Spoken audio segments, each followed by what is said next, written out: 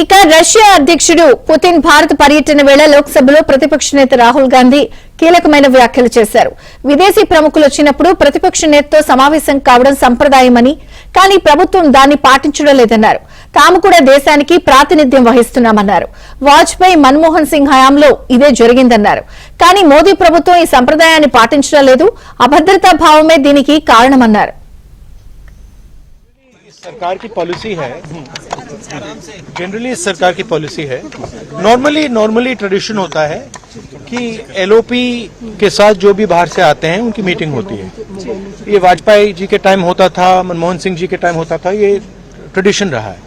But आजकल क्या होता है कि जो फॉरेन डिग्नेटरीज आते हैं या जब मैं कहीं बाहर जाता हूं तो सरकार उनको सजेस्ट करती है कि एलओपी से नहीं मिलना चाहिए. तो ये इनकी पॉलिसी है. ये हर बार करते हैं. जब मैं बाहर जाता हूँ ये करते हैं, जब लोग यहाँ आते हैं मैं करता हूँ. हमें मैसेज मिलता है कि हमें बताया गया है कि सरकार हमसे कहती है कि आपसे नहीं मिलना है. ये है रिलेशन. देखिए, रिलेशन तो सबके साथ है. जो एलओपी एक दूसरा पर्सपेक्टिव देता है. हिंदुस्तान को हम भी रिप्रेजेंट करते हैं. सिर्फ सरकार नहीं रिप्रेजेंट करती है. तो सरकार नहीं चाहती कि ऑपोजिशन के लोग बाहर के लोगों से मिले. ये ट्रेडिशन है. राष्ट्रपति एक सेकंड मुझे बोलने दीजिए. ये ट्रेडिशन है, ये नॉर्म है. बट मोदी जी इस नॉर्म को फॉलो नहीं करते हैं. फॉरेन मिनिस्ट्री इस नॉर्म को फॉलो नहीं करती. Thank you. नहीं चाहते सर आप? इनसिक्योरिटी है. దేశాన్ని సందర్శించే ప్రముఖులు ప్రతిపక్ష నేతతో భేటీ అవ్వడం ప్రోటోకాల్ అని ప్రియాంక గాంధీ అన్నారు. కానీ ప్రభుత్వం విపక్ష నేతల గొంతులను నొక్కేస్తోందన్నారు. ప్రభుత్వానికి ఎందుకంత అభద్రతా భావం ఉందో తనకు తెలియదన్నారు. ప్రతి ఒక్కరికి తమ అభిప్రాయాలను వ్యక్తీకరించే హక్కు ఉండాలని, లేకుంటే అది అప్రజాస్వామ్యమని ప్రమాదంలో పడేస్తుందని విమర్శించారు. डिग्नेटरी एलओपी से मिलते हैं और रिक्वेस्ट करते हैं तो मिलते हैं. तो इस प्रोटोकॉल का रिवर्सल मतलब इस सरकार की जो जनरल जो जितनी भी नीतियां हैं वो इसी आधार पर है. वो सब खुद घेरना चाहते हैं, कोई और आवाज को उठने ही नहीं देना चाहते, किसी और का कुछ पक्ष सुनना ही नहीं चाहते और जो प्रोटोकॉल्स हैं उनको भी तोड़ रहे हैं. अगर एलओपी को मतलब इतने सालों से जब भी कोई डिग्नेटरी आते हैं तो एलओपी से मिलते हैं, ये प्रोटोकॉल है. तो इस प्रोटोकॉल को तोड़ने का और इसका रिवर्सल करने का क्या फायदा है? मतलब ये इनसिक्योरिटी हो सकती है और क्या हो सकती है? हमारी डेमोक्रेसी.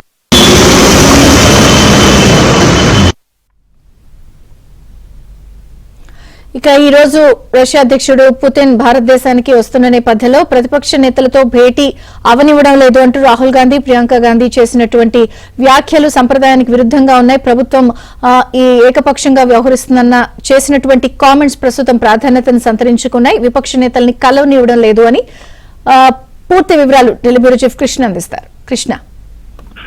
విజయ్ చంద్రిక, పుతిన్ ఈ రోజు భారత్ కి వస్తున్నారు. ఈ రోజు రేపు భారత్ లో పర్యటించబోతున్నారు. ఇది ఇండియా రష్యా వార్షిక సమ్మిట్ కోసం జరుగుతున్నటువంటి 2 రోజుల పర్యటన.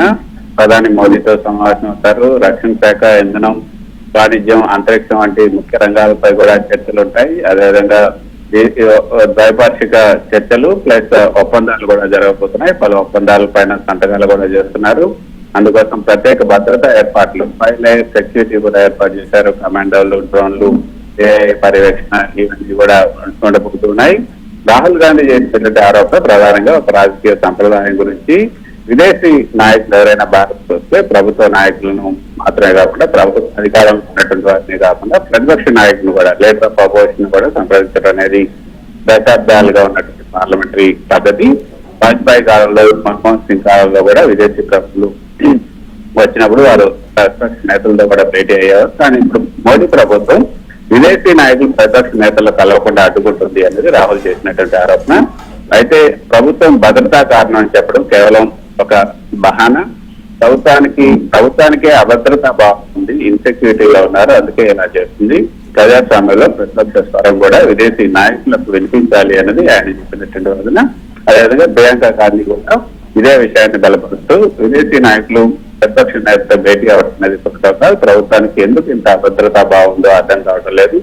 ప్రతి ఒక్కరు కూడా తమ అభిప్రాయాన్ని వ్యక్తపరిచే హక్కు ఉండాలి, లేకుంటే ప్రజాస్వామ్యం ప్రమాదంలో పడుతుంది అన్నది వారిద్దరూ చేసినటువంటి వ్యాఖ్యలు.